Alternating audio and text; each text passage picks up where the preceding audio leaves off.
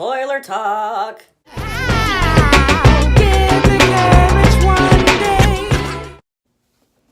Alright, trying to make this quick. Aladdin, 2019, live action Disney. You got another one for you. I love where this movie was trying to go. I love Aladdin, and I can appreciate the things that they tried to do with this movie. I thought Will Smith as the genie was great. He made the genie his own because Robin Williams' shoes were too big to fill and can never be filled. Mena Massoud as Aladdin, again, like I said before, this guy is charming, man. He's a real charmer. I liked what they kind of did with him. He just, like I said before, he looked like he wasn't poor. He didn't look like he really needed to steal to survive. He looked like he had a 9 to 5 in Agrabah. Agrabah. Let's get straight to that. First of all, in the movie, I just expected, you see Agrabah, you see this big, beautiful place with a huge palace in the background and everything, and it's so spectacular and immaculate and everything. And then you get to this live action Agrabah, and it's just so disappointing because Aladdin's looking out on his little veranda of sorts, and he's like, oh, Agrabah, and Jasmine's like, oh, it's beautiful. You should see it at night. Really? From what I'm looking at here, it looks like a parking lot. It looks like 5 buildings and then the palace in the back, with the Cave of Wonders right down the street. Like, it doesn't look like anything is there. And it was so goddamn disappointing. Like, the biggest place in Agrabah was the castle. As it should be, I guess, because it's the place of royalty. But the citizens looked like the population was about 200 at max, like a small state. And even then, I think small states have more population than that. Yikes. The musical numbers were kind of a hit and miss for me. I loved them. I was still singing the songs in the theater by myself because I was definitely by myself. But that's okay. I'm fine with it. Will Smith singing, I kind of don't really know how to feel about that. I like it because it's different, but I don't like it because it was so cringy for me at the same time. Like, it wasn't one of those things where I could have really appreciated, like, oh my gosh, he's singing. Like there's certain Disney movies and there's certain characters that you can that just get away with that, and it's like, oh, never knew, who knew? And then there's those who are just like, you probably shouldn't really do that. It's kind of weird, man. Just stick with what you know. Hence them making it kind of hip hoppy, and I'm fine with that. Perfect example, Dwayne Johnson, The Rock, playing Maui. Who knew that I would like that? Who knew that I would forever be singing, "You're welcome"? Who knew? It fit, and it worked. But Will Smith doing Arabian Night, I couldn't get past it, man. I did love Prince Ali. He did sing, and he did kind of like jazz it up with his own little hip hop feel to it and stuff like that, with the theatrics and the people in the background. Like, y'all just don't understand. Aladdin is my movie, so I'm gonna be hard on this. Because I know this actual 1990s movie is backwards and forwards, word for word. Even for the words that I don't understand, I know it. So I'm gonna critique this very roughly, and I try not to because I'm trying not to compare the two so close to home, and it's really hard not to, if I'm being perfectly honest. But that aside, like I said, I still did enjoy the film. The film was still very fun. Again, would I buy it? It's definitely a high possibility now instead of probably. My biggest gripes about this movie, I probably gotta say, is the Cave of Wonders, Jafar, and Iago, and the feminist agenda. Jafar may have not been exactly like the Jafar that I'm used to, and that's fine, I guess, but they could have at least kept the banter between him and Iago very similar. That was a possibility. That's like making Abu and Aladdin, like, not homies. Like, Aladdin had Abu, Jafar had Iago. Like, that's the dynamics. It was weird to not see that. Your Majesty certainly has a way with dumb animals. Gilbert Godfrey could have reprised that role, and it would have been glorious. Like, it probably would have overshadowed the stupidness that was Jafar in this film for me. And it's unfortunate that it was just a waste. Shout out to Alan Tudyk, who played Iago. He still did a great job for the, script's sake. But honestly, as far as where the writers went with it, I don't know if it was something that was a possibility and they just decided to cut it, or they just didn't do anything with it at all. But that was wasted opportunity, and that's unfortunate. Like, the best qualities about Jafar and Iago was their constant back and forth and bickering, and their just them talking to each other. Iago with his smart mouth, always saying something rude or messed up or smart, like, and then Jafar having, like, the calm, charismatic answer to combat his smartness. Soon I will be Sultan, not that animated twitch. And then I stuffed the crackers down his throat. Just the two meshed, like they were peas in a pie. I loved it. And then, like I said, it was weird because every time Iago talked in the film, he was saying stuff around people. He said things around the Sultan. He said things around Jasmine. He said things around the guards. He said things around Aladdin. I'm just like, again, does anybody hear him?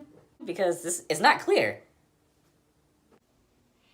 The Cave of Wonders was a disappointment because I just expected it to be a lot more, I don't know, scary, I guess. Like I said this in my trailer review before, and it sucks to see my thoughts confirmed, you know what I mean? The Cave of Wonders was a literal cave, and it was kind of small. For all that, they really could have just put the CGI into making it a towering sand cave.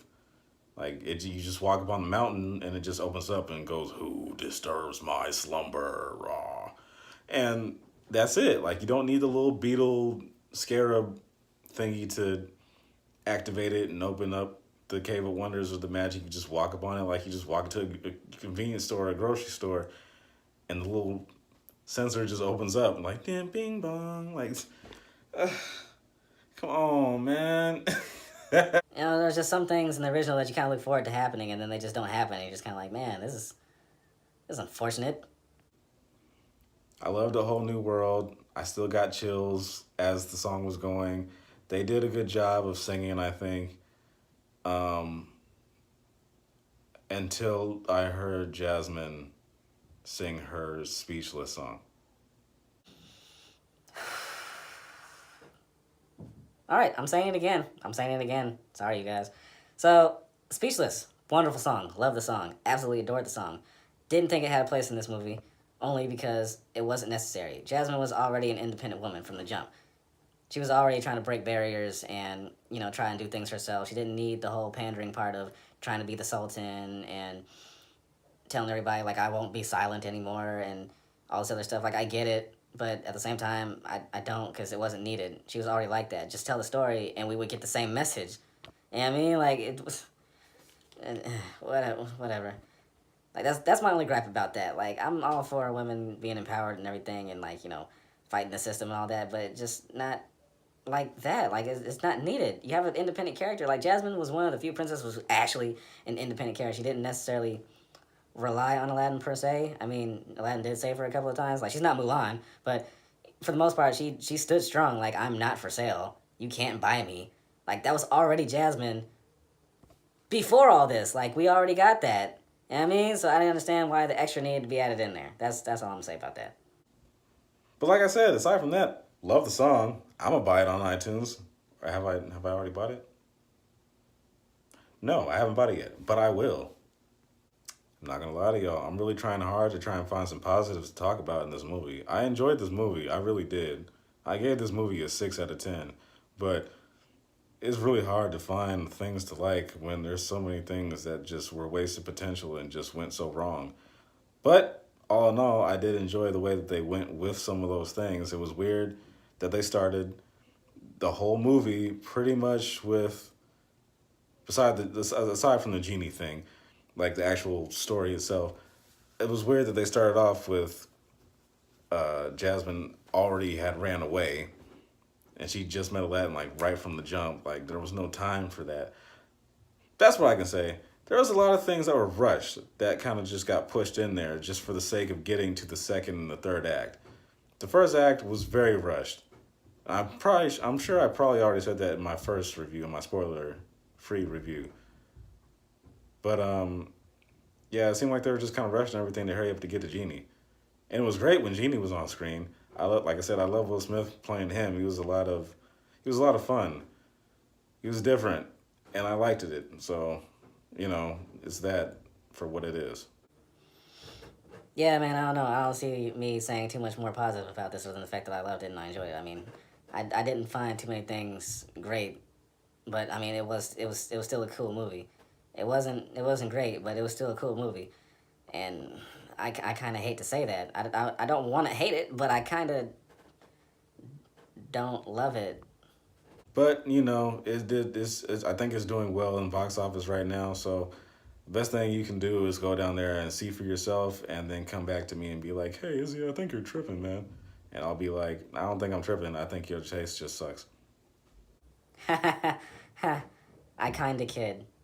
But seriously though, you should go see this movie and just enjoy it. Just enjoy it. Like I said before, go in there with the expectation that this is more like a Broadway adaptation than the actual remake for the movie itself, like Beauty and the Beast or Jungle Book or something like that.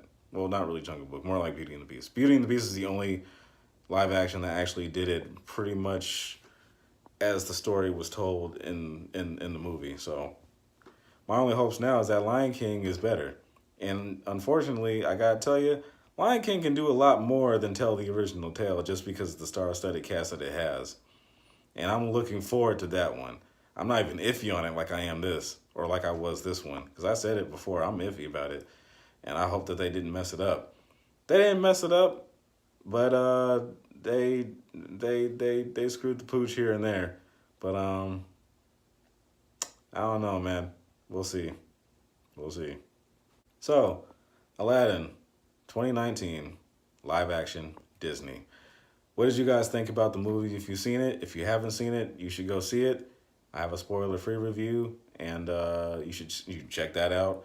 Don't forget to like, comment, subscribe, and I'll be here telling it like it is. I'm just trying to pass all red lights and the stop signs. I'm ready to go. Before I get to the baby, that's